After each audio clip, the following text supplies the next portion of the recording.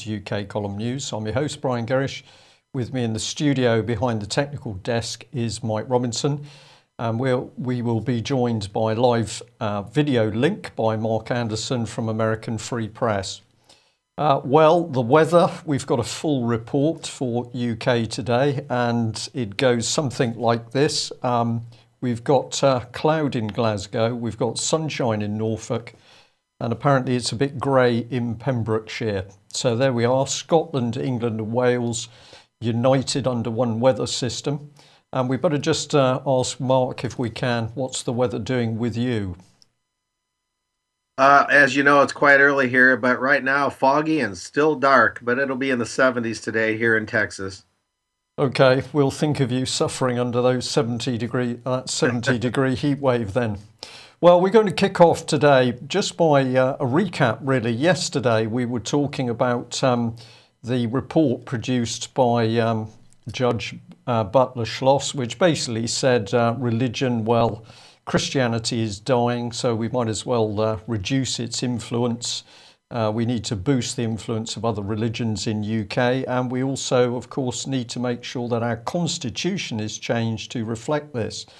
And I was very interested in the number of people that picked up on our report.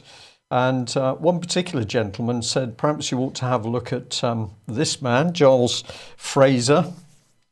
He's a South London priest. He blogs, he also writes with The Guardian, amongst others. But he had been speaking out to the BBC about Ms. Butler Schloss's report. And I have to say, I didn't see all of the commentary, but I didn't feel this man was defending Christianity with the sort of enthusiasm you might expect of a priest. Just to remind you, this was the snake's wedding, or wiring diagram, as we prefer to call them, showing the links between former Judge Wolfe, former Judge Butler Schloss, and what was supposedly an independent inquiry into religion. And if you follow that little diagram through, we were talking about links into American University of Washington, the Doha International Center for Interfaith Dialogue in Qatar, and also Al Walid Philanthropies in Saudi Arabia, but really buried inside Cambridge University. So this is the gentleman speaking out in a debate, but my opinion, not pressing the case too hard. From what I saw, it was almost though he was assisting publicity for constitutional change to diminish the role of Christianity. Maybe I'm mistaken. But what has he been tweeting out? Well, of course, he tweeted out that he was going to be appearing. And to be fair, he's tweeted quite heavily that bombing in Syria was a complete nonsense. So I think it's important that we highlight that. But this tweet caught our eye, where he says, here is the research linking the STEM mentality with jihadism. Interesting stuff. So we thought we'd have a look through this. And where does it take us? It takes us to the British Council, who many people would say is an interfering non-governmental organisation in many countries, caused problems amongst others in Moscow, which Mr. Putin had his eye on. But here they are with an article apparently saying we need to be very vigilant over engineers because there's a disproportionate number of jihadists holding engineering degrees. So this is, of course, quite scary stuff. Where's it come from? Well, Mr. Martin Rose here at the British Council. We just happened to notice this because if you look through his little CV here, he's a visiting fellow at the very same Prince Alawid bin Talal Centre of Islamic Studies in the University of Cambridge that, of course, was working with the investigation into the role of Christianity in Britain. What does this prove? Well, it really proves that behind events we can see a very deep network of people, many of them with vested interest, many of them with conflicts of interest, but producing public policy with no open debate. We're going to say just who are these people creating constant chaotic change and policies for anger and strife. And I think, Mark, we're quickly going to get on to the subject in a minute at least of jihadis and the war. These organisations working in the background are not just restricted to UK. America's got them as well, I believe. Oh, absolutely, Brian. We really, in a way, have government by think tank now. Naturally, we explore Bilderberg, the Trilateral Commission. The Trilateral Commission just wound up their North American. Are we going to lose Mark Anderson today? Seventh or so. At any rate, you have this nefarious influence going on all the time, where policy is discussed behind closed doors by these private organizations and then rolled out as if it were created by Congress or by Parliament, when in fact these policies are cooked up in the kitchens of think tanks. So this is something people need to understand, that private organizations surreptitiously or privately and very clandestinely make public policy. And of course, Chatham House might be one of those very organisations that we could easily say is a pretty dangerous meddling hand. Oh, absolutely. What you're showing here is a very interesting piece. And if you'll bear with me just a moment here. Yeah, you have Chatham House saying that we need to change diets, and have pathways to lower meat consumption. And they're actually arguing that the one way to control climate change is to raise fewer cattle, less livestock. And they're claiming here that raising livestock accounts for 15% of global emissions, equivalent, they're saying, to the exhaust emissions from all the vehicles in the world. And so not only do we need to not drive our cars, we need to raise less livestock, eat less meat, and so on and so forth. And of course, these are all just harebrained presuppositions. We don't really know that man-made climate change, the way it's being discussed in Paris as that climate change conference winds up, we don't even know that that's true. So we're accepting these very questionable premises of these so-called scientific consensus and scientific communities and bureaucrats and think tanks, and then based on those premises, then we're being led to believe by Chatham House that we've got to greatly reduce our meat consumption, and that will have some sort of impact on the climate change model or global warming, and we don't even know if that's true in the first place. So this is besides getting into Syria and all the meddling in the Middle East, this is something else that these policy tanks, these think tanks get into.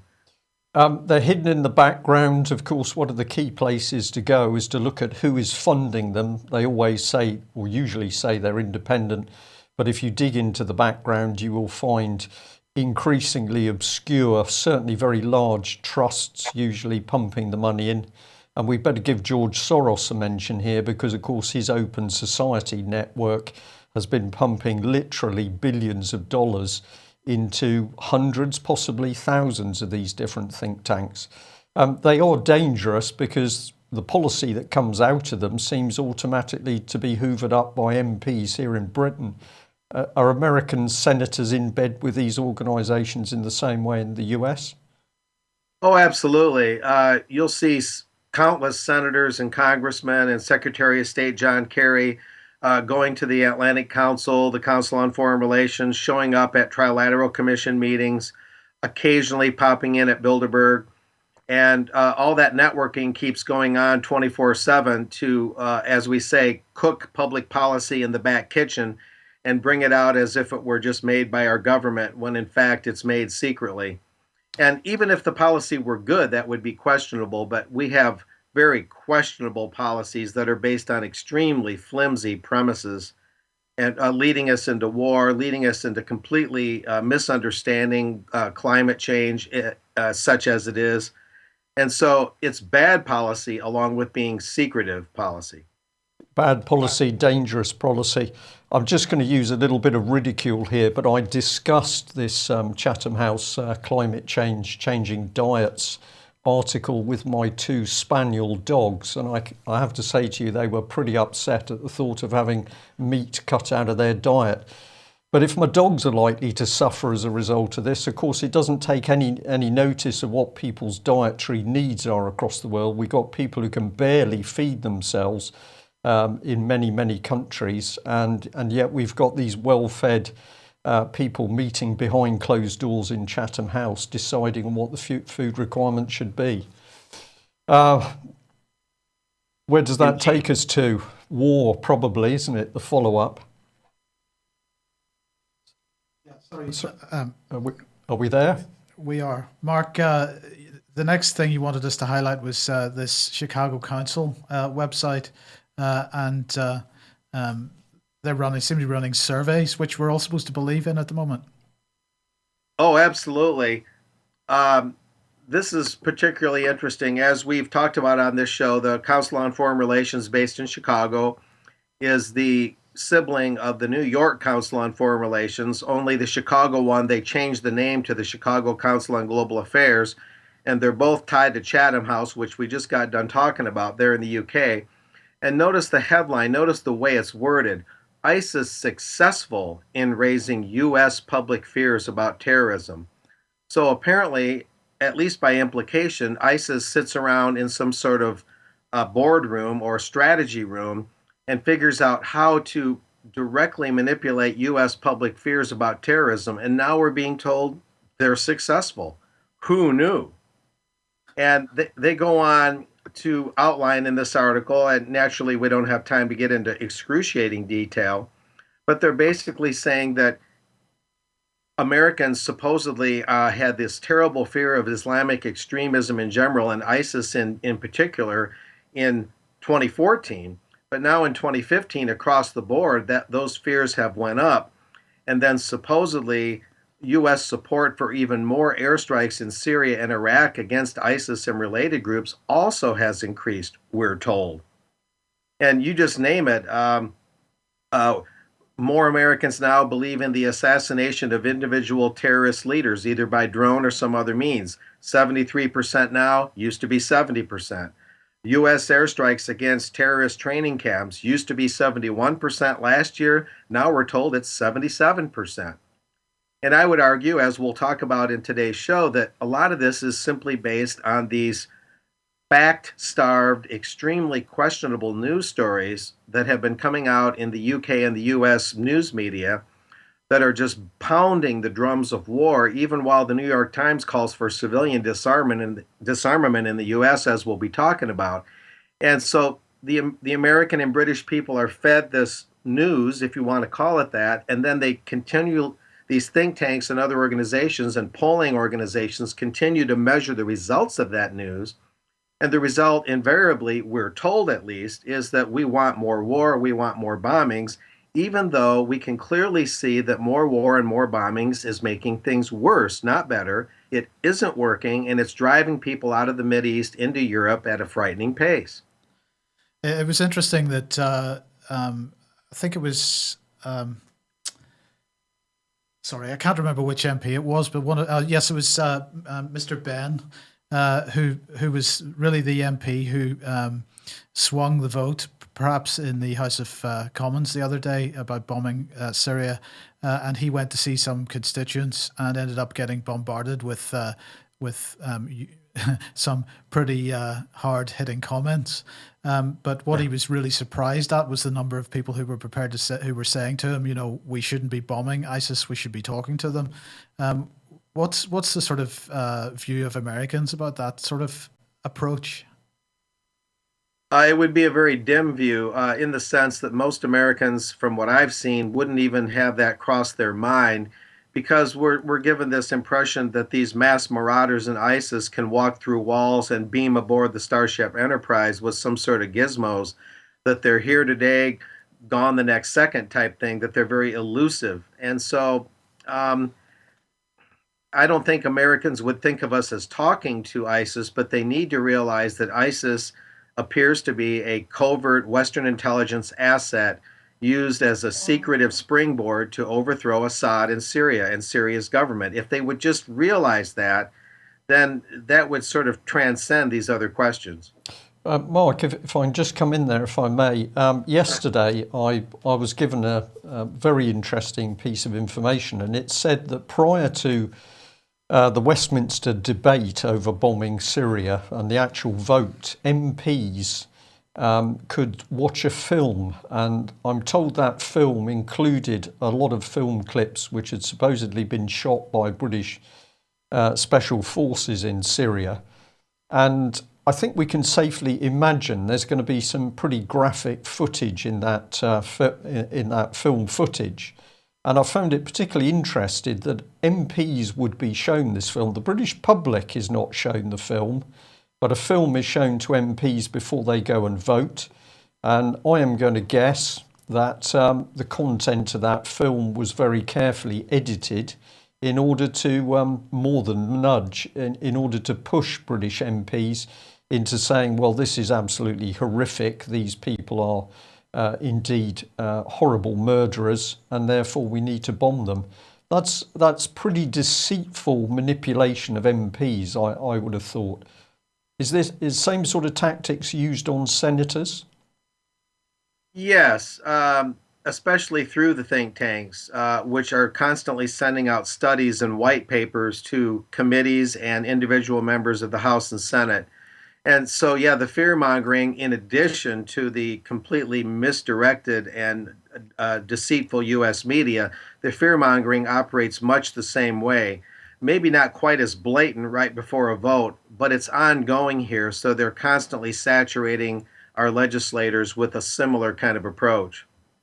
Okay, and the other bit that I was told was that quite a lot of MPs really quite scared of their own constituents, particularly British MPs that have got a large number of Muslims in their constituencies. One MP, we'll leave him nameless, but apparently said, I wish I'd consulted them before I went into Parliament to vote. But the thing is that they all believe that the terrorism issue overseas has been created by the actions of the Western powers and Israel, and they seem to believe much of the information that's coming across on the alternative networks. So this was an amazing little insight into the mind of this MP. He doesn't go and consult his own constituents. He doesn't bother to talk to them about what they know, what they're actually concerned about. No. He doesn't do any of that. He goes into Parliament and presumably sees a film, and then he votes, and then he's frightened because he's in the position of beginning to think that some of his constituents would like him not to be in the job. It's a fantasy going on at the moment in this country. Remarkable. Yeah, you see the same kind of rejection of public opinion among U.S. legislators. Town hall meetings are almost non-existent anymore, and when they do have them, they're almost run out on a rail. So they completely avoid the constituency altogether. Okay, we're obviously going to have a few snags today with the Skype link. Are you able to run on through those, Mike, or? Are you back, Mark? Yeah, yes. Okay. Right, Mark, I wanted to bring this one in because you mentioned the standards of the press, and I think this editorial, which appeared, I believe, on the front page of the New York Times, got you a little bit upset. Yeah, in particular, in the context that it was presented, it came out December 5th in hard copy and December 4th online. And what they're arguing in the entirety of the paper, with this editorial included, is that American civilian armament should be severely cut back of the AR-15 variety. There should be civilian disarmament of a whole class of weaponry, but yet the U.S. military establishment and its frightful weapons should be ramped up even more, and the war on the Islamic State should be ramped up even more. And we cannot get enough bombing of Syria. We cannot get enough vigilance of the so-called terrorist threat, which ties right into the CFR poll or survey that we showed a minute ago. And the New York Times and the CFR are very closely connected.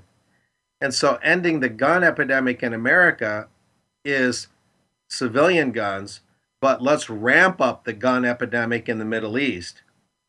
And that's the inherent contradiction here by the poobahs over there at the New York Times that have no idea what they're talking about.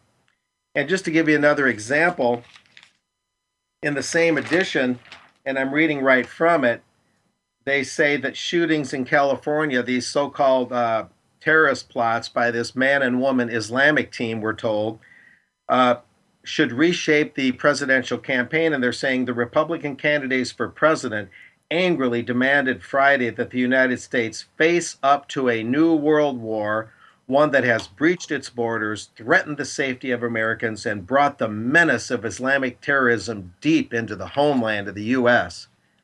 And this is the kind of reporting, very, very opinionated reporting that's coming across in conjunction with the end the gun epidemic in America. Yeah, let's end the gun epidemic, they say, but not in the Mideast, not the military guns. We only need to control civilian guns, not military ones. So that's the huge hypocrisy that's going on here. I mean, what's the standard? This is kind of a rhetorical question because I think I probably know the answer. But in this country, for example, we've seen mainstream media cutting back on their more senior journalists and replacing them with 23-year-old graduates in order to cut costs. And so, for example, last week we saw an article in the Independent, I think it was, where the 23 or 24-year-old journalist had made so many factual errors it was unbelievable, and really clearly wasn't educated enough to offer any kind of or be able to recognize the propaganda that was being pushed. Are you saying the same in the States? There is evidence of that. It pretty much is sort of a employment ethos here, not only in journalism, but in other areas of economic life, where people that are, say, 50, 55 and older are given early retirement, and they're bringing in a very young workforce. And I can tell you directly from having covered Congress in Washington, D.C. on a semi-regular basis that I don't mind saying I just turned 55. I consider myself pretty energetic and youthful in a lot of ways. But when I go there to the news departments on Capitol Hill, the average reporter is probably 30. A number of them, most of them I'd say, are under 30. And a lot of them are just playing solitaire, and they barely get out of their cubicles unless there's the occasional press conference. Otherwise, there's no reason to even be in D.C. Everything else could be done from somewhere else. So there is a very, very high premium placed on young and relatively inexperienced people in the news media. And I know a friend in Texas who right now is suing the Houston Chronicle over the actions of a young reporter having gotten an entire story wrong and then maligning my friend's reputation. And the errors that were made are partially those of someone who's simply just too inexperienced, lacking experience to do the job right. And so, yes, the answer would be yes, really across the board. Now, earlier on, before the show, we were discussing this because, of course, what I'm highlighting here isn't the story itself, but the fact that the BBC has chosen to put quotation marks in their headlines. And we're seeing this increasingly in the mainstream press on this side of the Atlantic, at least, where the press perhaps want to make a point, but they don't really have the facts to back it up. So they put things in quotes. Now, you suggested earlier that this was a journalistic no-no, and I think we would all agree with that. But somehow it seems to be increasingly creeping into to become a sort of a done thing. So, I mean, what's your view of this? Well, on the one hand, you could use quotes and say maybe you're mocking a government official where a government official is short on facts and doesn't have a lot of facts to back up what they're saying. And you use the quote to sort of say, oh, yeah, they're saying they've identified somebody. I could see very limited instances when you might do that, but usually it's done in the text of the story, not in a headline. So, I remember going to a journalism school back in 1985 or so, and Paul, what was his name? He worked for the Denver Post. He was a older journalism professor. Can't think of his name right offhand, but he was a good one. And he would say, using quotes and headlines, among other things, were just among the on a long list of journalistic no-nos. And I would mention that in the United States, in the New York Times coverage that accompanied that editorial that you just talked about, they reported that the New York Times took the FBI's word for it, that the Islamic woman, that man and wife team that supposedly shot up those people in California with assault weapons, the woman, the wife, used to have a Facebook posting where she pledged loyalty to ISIS. That Facebook posting was taken down the day of the shooting, and yet the New York Times took the FBI's word for it that there used to be a Facebook page where she pledged her loyalty to ISIS. But the New York Times never saw that Facebook page, and so it's just pure hearsay that that wife, who had an infant child, her and her husband, in an Islamic home in Redlands, California, is pure hearsay that they were linked to ISIS. Yes. Well, let's move on. I wanted to highlight this. I'm sorry we didn't have this yesterday, but I wanted to highlight this article, Brian, because even it seems to be a wide, a global trend now that we've got a call for the prosecution of Tony Blair, and this is Fulvio Scaglione, and and this is the Italian Catholic weekly magazine, and you can see the title there, and he. Before he wrote for this publication, was a war correspondent in Afghanistan, Iraq, and Syria. And he has published articles on Saudi Arabian corruption and so on. So what was he getting so wound up about that he was calling for Tony Blair's prosecution? Well, it was this. It was this speech, which was called "The Depth of the Challenge: Why Force Alone Will Not Defeat Islamist Extremism."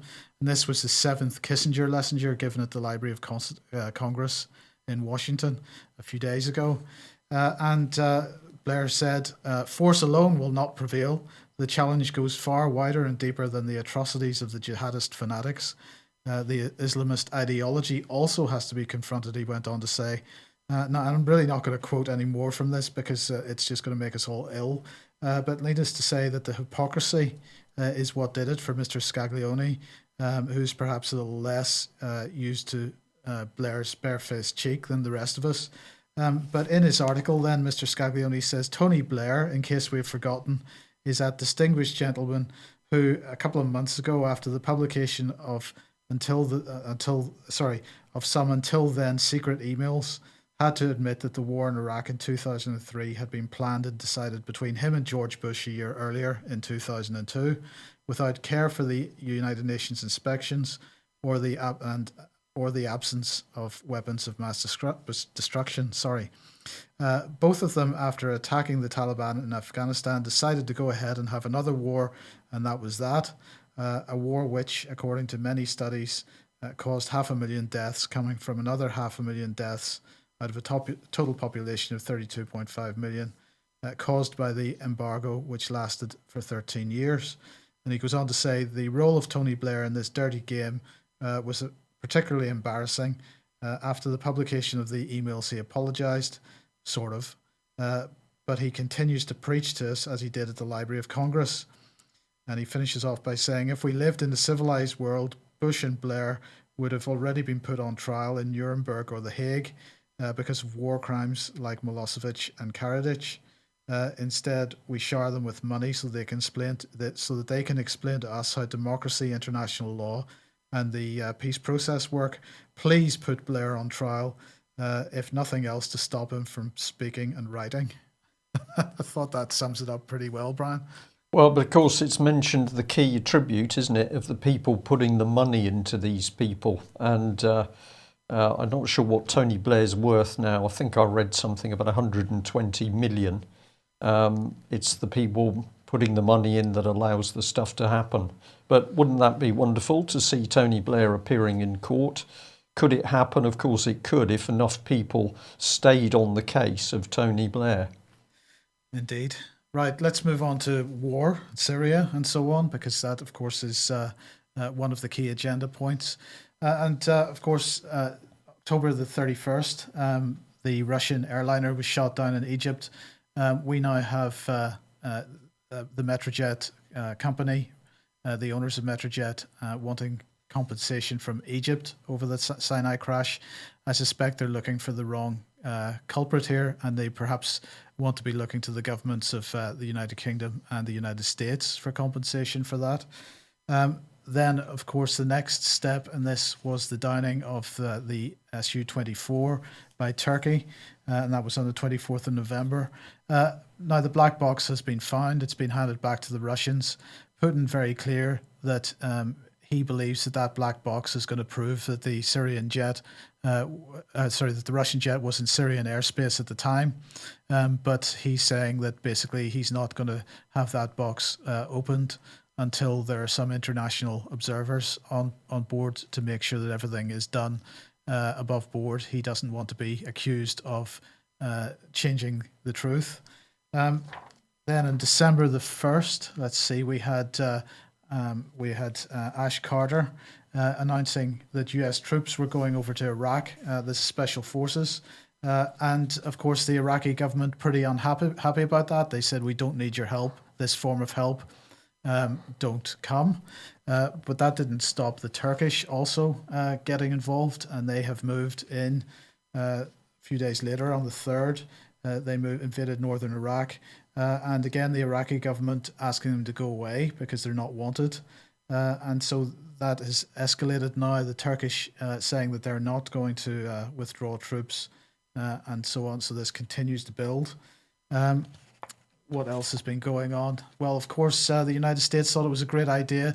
I mean, we all suspected that this was likely to be the case, that as soon as Britain joined the US bombing of Syria, and we've got Germany about to start as well, and France obviously involved too, that no sooner would Britain get involved than we'd start seeing targets being hit that perhaps weren't ISIS targets.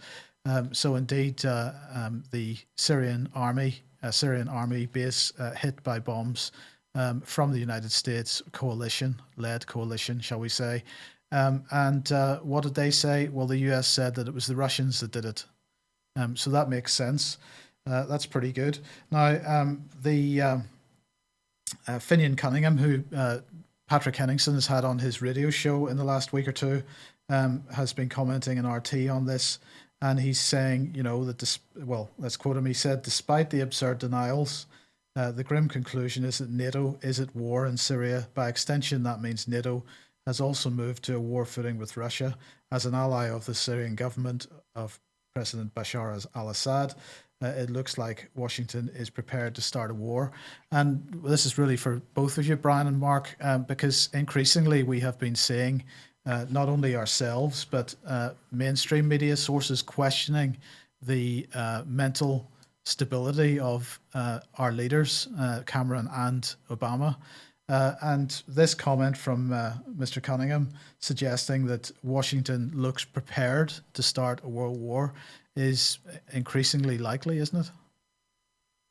Well, I think the whole situation's unbelievably dangerous, apart from the mental stability or lack of it for David Cameron and President Obama. We've got all of these nations operating in a very closed space. Syria, live munitions being used, and of course the opportunities for conflict, even if it's inadvertent fire between NATO and Russian forces, is there on a daily basis. This is unbelievably dangerous stuff. But isn't it remarkable? We've been told for weeks that we shouldn't worry because they're all precision weapons. So it's only going to be ISIS or Daesh or the bad terrorists that are going to be killed. And what do we now have? An incident which is exactly what the Syrians say. It's effectively an act of war. Foreign jets, including British jets, operating in a nation state's airspace, killing its people. That's got to be war. Mark, what's your opinion? I sometimes run out of words on this. Well, I would remind viewers that Vladimir Putin, before the Russian jet was shot down near the Turkish border, had shared his tactics with the United States. Again, wanting to be above board, as is the case with the black box. And there are suspicions, not outright proof, but suspicions that the U.S. spilled the beans to Turkey and gave them the inside information, and then Turkey shot down the Russian fighter. So America may very well have went behind Russia's back and betrayed Putin on that. And that alone would be considered a quasi act of aggression in a sort of indirect sense, excuse me, against Russia.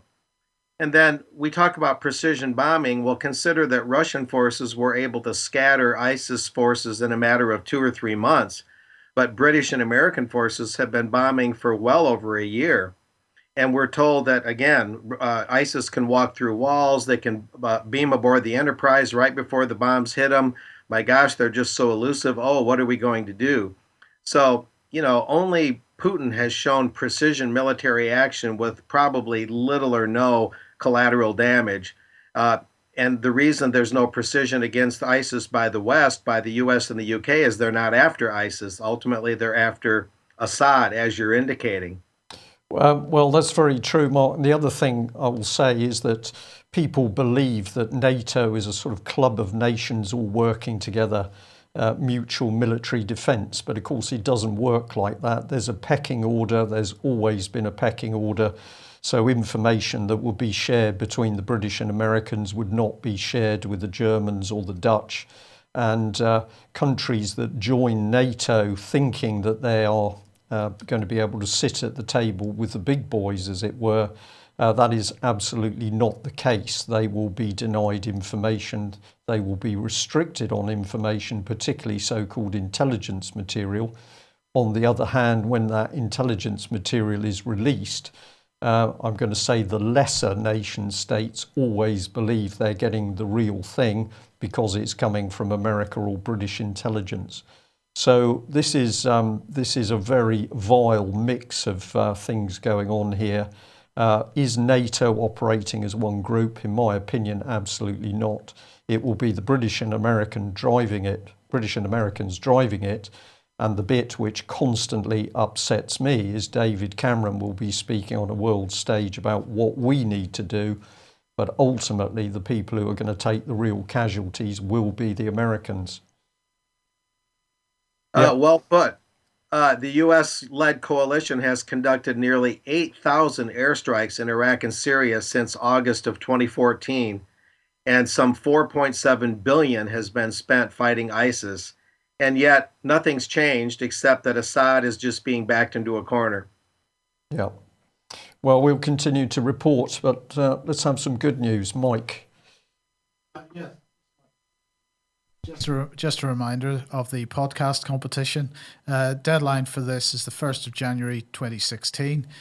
You can email your podcasts to me at editor@ukcolumn.org. If you send them as an MP3 format, please. Maximum of 15 minutes. As I said on the other day, we're not looking for any high quality here. So if you want to record this on your mobile phone or just using the microphone on your laptop or whatever it is, that's no problem. And what we're looking for is the content and the presentation style. So competition, we're going to win that microphone, the software, the stand, and the case. And good luck, I suppose. Yeah. Please give it a go. Lots of people saying, what can they do? We're always saying, speak out. We need more people to be giving their voice to what's really going on and their opinion as to what our MPs are doing. Well, we're going to say thank you to this person who emailed in. I think I'm allowed to say it's a gentleman called John. He says, hello, Brian. Just a quick word to say how much I enjoy watching Alex Thompson from Eastern Exposure. Eastern Exposure. I find his contribution to UK column both extremely knowledgeable and enlightening. Alex has a deep understanding of continental politics and culture, which enriches UK column's reporting of European affairs. Keep up the excellent work. Well, what I'll just add is that we're getting very good feedback for all of the speakers that we're now bringing in, giving in-depth opinions and knowledge from overseas, and that includes your good self, Mark. So thank you for coming back on with us today. Let's get back on the subject of those good terrorists. Yes. Okay. So this is RT reporting that Islamic State pulls $80 million a month, and this is according to a survey, apparently. So let's just have a look at this. RT reporting about half of Islamic State's revenues come from taxes extracted from the population and businesses on its territories, with illegal oil sales the second most profitable activity, a new report suggests. So we're back into suggestion and possibilities, and we're also back into quotation marks in the body of the text. The analysis was conducted by the IHS Conflict Monitor, a monthly survey of IHS aerospace, defense, and security on Iraq and Syria, and maintains the Islamic State has established an economic model that enables the group to finance its activities using the inner resources of the territories under its control. Perhaps unexpectedly, the illegal oil trade is not the number one income industry for the terrorists. While oil contributes about 43% of revenues, taxation brings in as much as 60% of all income. Unlike Al-Qaeda, the Islamic State has not been dependent on money from foreign donors to avoid leaving it vulnerable to their influence, Business Wire wrote, citing Colm Stack, leading analyst for IHS Conflict Monitor, and he said, our analysis indicates that the value of external donations to the Islamic State is minimal compared with other revenue sources. Now, I'm going to say here that RT doesn't get it in this case. This looks like another one of those placed stories, which RT seems to have fallen for. The British foreign policy is that ISIS will form the next Syrian government. That's what is increasingly clear as time goes on. This is hidden within the statements on so-called moderate opposition. And with that in mind, and as we mentioned a couple of days ago, we're starting to see articles in the press which demonstrates ISIS stateliness. So, for example, a couple of days ago, The Guardian was reporting that they have a constitution, apparently, and now we're supposed to believe that they're raising taxes just like any other government. In a sense, maybe they are, since it's probably only the level of threat and coercion that makes their tax-raising powers different. But I have to say, I'm sorry, RT, but you got to do better here. Any opinions? Well, it seems pretty obvious to me. The moment the pressure came on Turkey and the fact that it was Turkey assisting the export of ISIS oil, they've got to attempt to counter the facts of that story. So this is another propaganda exercise. Mark? Boy, that one is... I don't even hardly know what to say, except that I can't believe RT would print such questionable nonsense. I mean, first of all, ISIS is going to operate a lot like the Mexican drug cartels to the extent that ISIS is even real. It's going to be a protection racket. They're going to extort money. If they're saying they have legitimate tax powers, then the fix is in, if there's any truth to it, as Mike indicated, that there's evidently then an intent to make them a more legitimate state, or the rulers of a legitimate state, and presumably that would mean replacing Assad. But I can't believe anyone would print that story without asking far more questions. My goodness, what tripe. Well, you couldn't have put that better. I think there's a bit more here in billions for oil and drugs. Yeah, well, indeed, because perhaps we're getting closer to the truth, because the Russian the Federal Drug Control Service of Russia are highlighting the fact that ISIS is getting a significant proportion of its income from heroin, and that heroin, of course, comes from Afghanistan. And so what they're saying is that the area of poppy plantations is growing. This year, I think we'll hear news about a record high poppy harvest, therefore a high yield of opium and heroin. So this issue should be raised not only in Moscow, but in the United Nations in general, because this is a threat not only to our country, but also European security. Over the past 5 years, the Balkan route has been split. Heroin traffic now also goes through Iraqi territory, and that was according to Viktor Ivanov, who is the head of the Federal Drug Control Service in the Russian Federation. Now, again, this is a source of revenue that we in the West have created. Let's look at this graph again. It's getting to the point now where I can't take the graph from the very latest United Nations drug report and show that to demonstrate this point, because the year 2001 is starting to drop off the left-hand side of the graph. But nonetheless, here's the key point. because in 2001, when the Taliban was in charge of Afghanistan, they basically shut down the opium production business in Afghanistan. And indeed, I would argue that that is why we moved into that country in the first place. We invaded Afghanistan and set up infrastructure to protect opium production, including, by the way, leaflet drops by British Army telling Afghani farmers that it's quite all right to grow poppies, that the British Army won't get involved in trying to stop them growing poppies because it's understood that they have to make a living.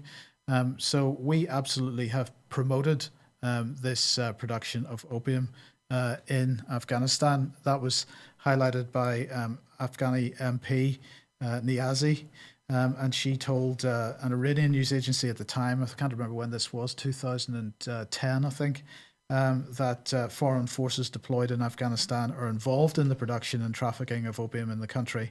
And she said, as long as foreign forces are present in Afghanistan, the cultivation, production, and trafficking of drugs will continue in the country. Well, of course, we continue to support the government over there. And so we continue to see growing trends. And in fact, things are now so productive that someone that we don't know who it is, but someone somewhere has decided that a bit of genetic engineering is needed to increase yields. So this is not something that can be done, I would argue, by the average Taliban drug baron. This is serious investment, serious scientific research. And so the question is, who is behind this? To quote the article, they say no one seems to know where the seeds originate from.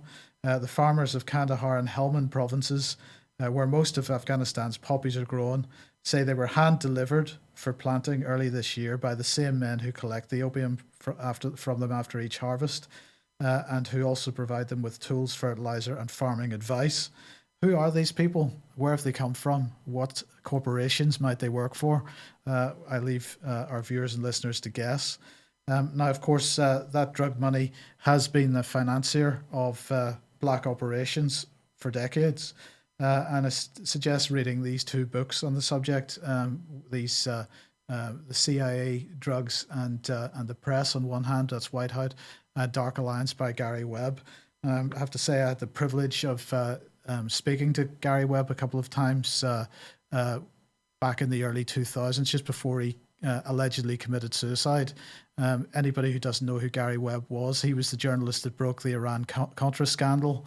And he suffered very badly as a result of that. He lost his job, his career, his family, and eventually, we're told, he committed suicide as a result of all this by shooting himself twice in the head. So I'll leave you to work out whether that's even possible.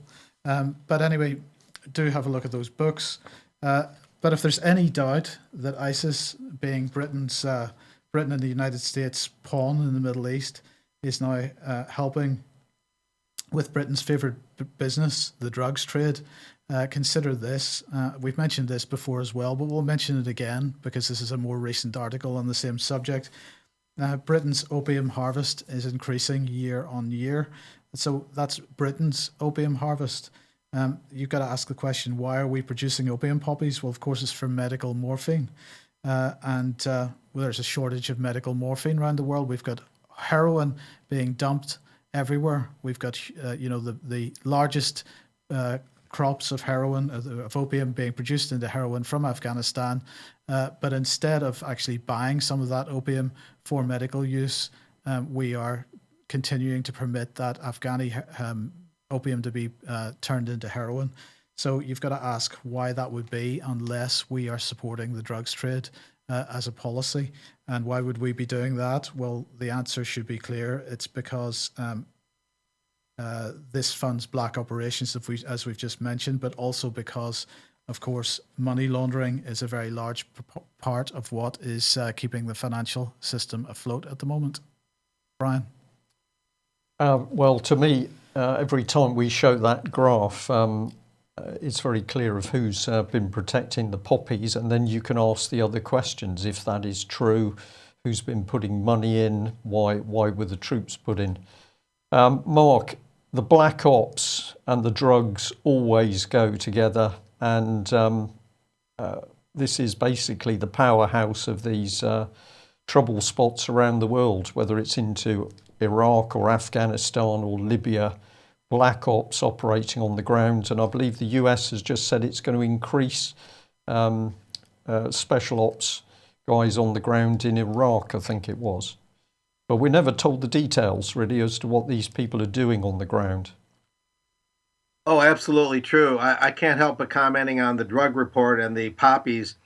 Let's just keep in mind the connection of the earlier drug routes and trade routes involving the Rothschilds, and that the opium trade was a major source of financing for the elite.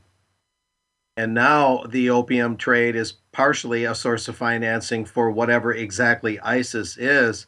And that makes far more sense that ISIS is making money off of oil and illicit opium sales and processing than having a so-called legitimate taxation like we discussed earlier, even though, again, ISIS is an intelligence asset of the West, so naturally their supply lines and their financing and their weapons are going to be kept intact in a clandestine fashion. So yes, this is all very interesting, but this goes back to the Rothschild elite. This is something to keep in mind, this opium connection. Yeah, the opium wars and the East India Trading Company, it's all tied Correct. in with this corporatization. As somebody's just said in the chat box, of course, it's these global corporations which are running many governments. Now, I have an eye on the clock because we've taken quite a bit of time. Just want to finish on this. We've mentioned morphine. That brings in nicely the NHS. If we're worried about terrorism always being guns, bullets and bombs, well, maybe not always. And thank you very much to the person who highlighted this wonderful little document, the King's Fund, the practice of system leadership, being comfortable with chaos. What's this about? Well, actually, this is all about the NHS, ideas that change healthcare.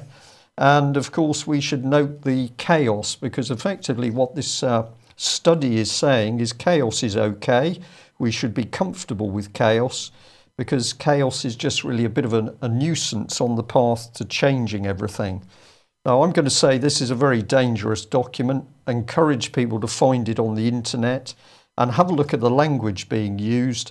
And the first question, is this the real language of the NHS? Is this about love, caring, concern, sympathy, professional treatment to bring people back to full health? Is it honest? It's none of those things. This is about new management speak. And let's remind ourselves that it's been the column that's been warning people about Conservative MPs who were warning the Conservatives intended to bring in chaos. The Prime Minister and his Deputy Nick Clegg want their people power revolution to unleash chaotic effects across local communities. And what this MP said is chaotic, therefore, in our Conservative vocabulary, is a good thing. And the second one at the bottom, one-time advisor Danny Kruger, he was forced to resign because what he'd blabbed out was that the Conservatives plan to introduce a period of creative destruction in the public services. So as we see the NHS being ripped to pieces, and we're going to focus more on that over the coming weeks, we can see the type of practice in the background. This is another think tank we've got here, Mark, the King's Fund. Ask yourself who these people really are. But they do employ cartoonists.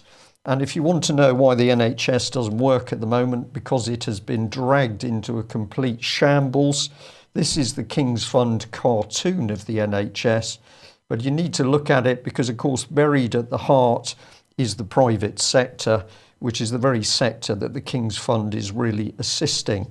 And the objective is create chaos, because the chaos destabilises good management, and that allows you to get in and change it. So this is part of the document. What does it say? The pressures of regulation, financial balance and organisational targets are still leading people and organisations to draw in their horns and hunker down. No challenge to the nonsense, there's no money. What they're saying is people are not doing the right things in the shortage. And just look at this, all too often the current system gets in the way of system change and thus system leadership. So what the King's Fund is really saying is that the system has got to change so that their form of leadership can get in. Well, who do they put forward as the system leaders? All manner of people. Lord Victor Abawala, we've got Ruth Carnell, Professor Dame Sally Davis. Have a look at these people. Now, many of them managing vast budgets, hundreds of millions of pounds, but their languages are not about compassion for people in the NHS. This is vicious corporate management speak. And we just thought we'd highlight this lady. I'm not saying this lady is bad within the colleagues that she sits. We were just interested in this little bit here because it says that Julie is an independent member of the board of the Office for Strategic Coordination of Health Research. And we thought, who are they? Well, here they are. They're part of the Medical Research Council. The review of funding in the UK health research led by Sir David Cooksey in 2006 resulted in the creation of the Independent Office for Strategic Coordination of Health Research. So we thought we'd have a look at their people, as you do. And oh dear, well, they're pretty independent because here we've got Dr. Patrick Vallance, who just happens to be an independent member, President, Pharmaceutical Research and Development for GlaxoSmithKline. And if that's not enough, we've also got the Wellcome Trust. So what we really see is a complete lie over to the independence of this organisation, because what that is really going on here is this is the imposition of corporate control of the NHS by stealth. And if you want to know where it's going to head, I'm going to bring you to a little bit of music in the Netherlands. This is a video clip of a really spectacular choir.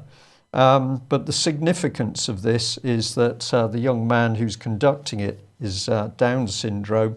And as the viewer pointed out, at an annual event in Urk, a fishing village renowned for its fishermen's choirs, the Dutch organisation Mars voor het Leven, March for Life, just posted this with a question: will these people soon be disappearing from society? And the viewer has pointed out that, of course, Mr. Dawkins has recently told the world that it's immoral to give birth to a Down syndrome child. And we are going to say people in Britain need to wake up, because this policy is now being pushed into the NHS, as is the removal of elderly, vulnerable people. Serious times for UK. Many of us treasured the NHS over many years, not perfect, but does a good job. We've now got more and more people coming forward, Mark, saying to us what is actually going on is that we've got a euthanasia project running in order to satisfy corporate lust and to maximise profits. Any comment you like? Well, this is all very manipulative, of course, of the way society is structured, whereby these think tanks and these clandestine privatization operations of your NHS begin to dictate what kind of society we can have, who's desirable, who's undesirable. If you have Down syndrome, you're a blight on society, you have no humanity, you should either not be eliminated, and so on and so forth. We might be having a little technical issue here. But of course, abortion is part of that too. People don't realize that. It's all about weeding out society so society can be engineered according to an elite template. Yeah. Okay, well, Mark, thank you very much for joining us. We are going to end there, but I'm just going to pop this quote up on screen because so many people say to us, what can they do? The quote is, while seeming to act with such impudent bravado, the matrix of deceit is crumbling under the weight of its own lies. I certainly believe that's starting to happen. What do we need to do? We need to expose these people. But don't sit at home just sending emails. Send those emails to the people causing the trouble, the politicians, the journalists who aren't doing their job, people in the NHS who don't understand what's being done to them. Make sure that you make the battle personal, but very important that you stay reasonable and polite, because that gives your emails and comments even greater power in the public domain. Thanks very much for joining us. If you like what we do, please consider taking out a subscription or making a donation. Thank you, Mark, and we'll be back. You're welcome. We'll be back same time tomorrow. Bye-bye.